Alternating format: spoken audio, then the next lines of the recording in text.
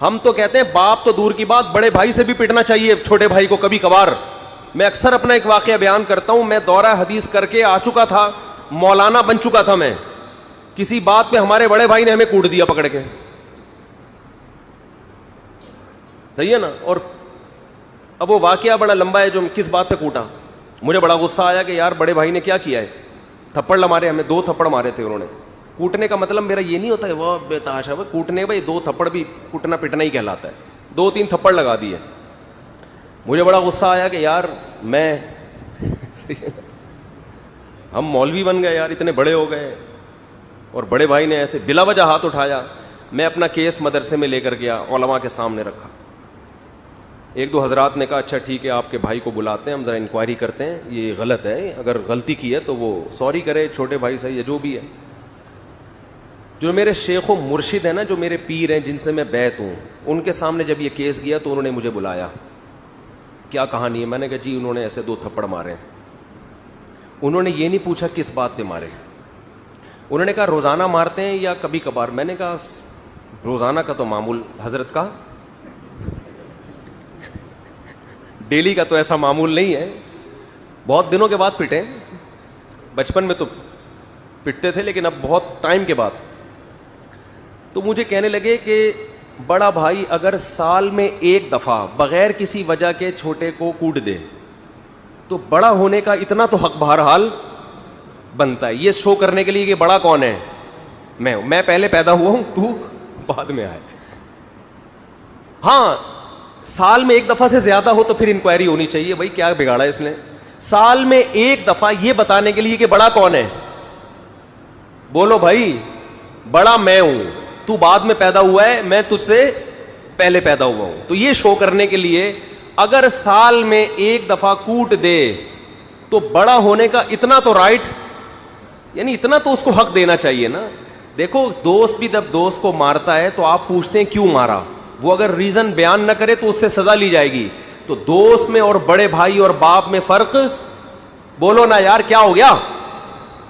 دوست میں اور بڑے بھائی میں فرق ہونا چاہیے کہ نہیں ہونا چاہیے, باپ میں اور دوست میں فرق ہونا چاہیے کہ نہیں ہونا. تو یہی تو فرق ہے, دوست 1 دفعہ بھی گالی دے گا ریزن پوچھی جائے گی, باپ کے 5-6 تھپڑ وہ معاف ہیں, وہ کیا ہیں. ساتھ میں بھی پوچھو ابا بس 6 تھپڑ کھا لیے, اب ساتھ میں وجہ بتاؤ, میں تو نہ دوسری شادی کر رہا ہوں نہ پہلی شادی کر رہا ہوں, آپ مجھے کیوں مار رہے ہیں. ابا آج کل اسی باتوں میں مارتے ہیں بچوں کو, تو نام کیوں لے رہے شادی کی. تو جب ہمارے پیر و مرشد نے یہ کہا نا کہ بڑے بھائی کو اتنا تو حق ہونا چاہیے کہ سال میں 1 دفعہ غریبی میں ویسے ہی, تو اس کی انکوائری کی آپ کو اجازت نہیں. تو مجھے بات سمجھ میں آ گئی, میں نے کہا ٹھیک ہے یار, کوئی روز تھوڑی پٹ رہے ہیں, کیا خیال ہے, روز تھوڑی پٹ رہے ہیں, پٹ لو یار, مار کھا لو, پتلی گلی سے نکل لو.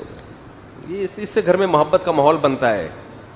جب تک آپ دوسرے کا حق پہچان کے دینے کی ہر آدمی اگر حق چھیننے کی کوشش کرے گا تو میرے بھائی پھر گھر میں محبت کا ماحول نہیں بنے گا. ابا کو یہ رائٹ ہونا چاہیے بلا وجہ بھی کبھی کبھار, بار بار نہ ماریں بگڑے گا بچہ, کبھی کبھار بلا وجہ بھی ویسے ہی کوٹ دیں. آج ابا کا میٹر شارٹ تھا, اٹھا کے 2 لگا دیے انہوں نے, ویسے بہت غصہ کیوں مارا بھائی, ویسے مجھے بہت غصہ آ رہا تھا.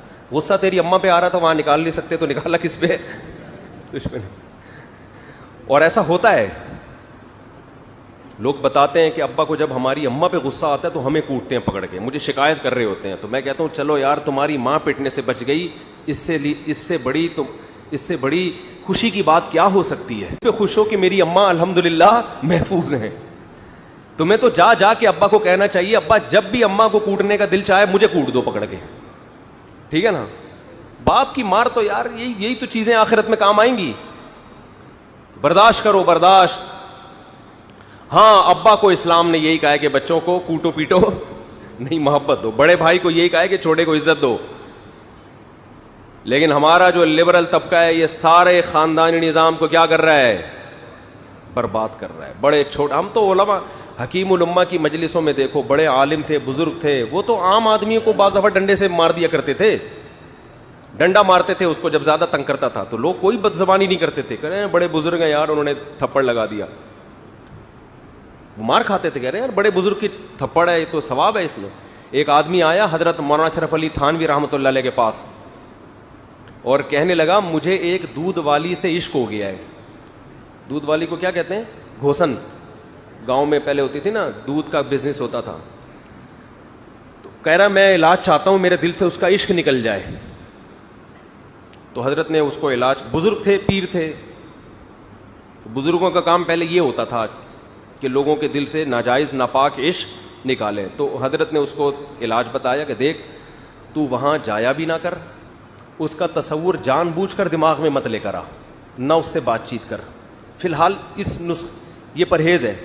اس نے کہا یہ تو نہیں ہو سکتا, مجھے تو دودھ کی ضرورت بالکل بھی نہیں ہوتی, صرف اسے دیکھنے کے لیے دودھ خریدنے جاتا ہوں وہاں پہ, یہ نہیں ہو سکتا.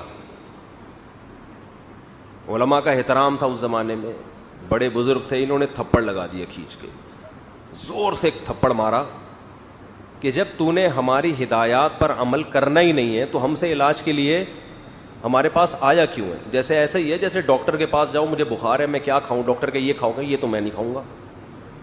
تو ڈاکٹر تھپڑ لگائے گا کہ نہیں؟ تو میرا ٹائم ویسٹ کر رہے تھے. ڈاکٹر تھپڑ اس لیے لگاتا, وہ کم از کم فیس تو لے رہا ہے نا, یہاں تو فیس بھی نہیں ہے, ٹائم ویسٹنگ کے علاوہ کچھ بھی نہیں. تو انہوں نے ایک تھپڑ لگایا, لوگوں میں تمیز تھی, ادب تھا, اس نے بدتمیزی نہیں کی آگے سے. بزرگ نے مار دیا, تھپڑ چلا گیا.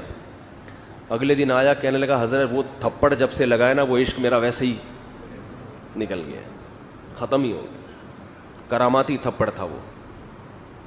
تو آج چھوٹوں میں بڑوں کا ادب مارکیٹ سے شارٹ.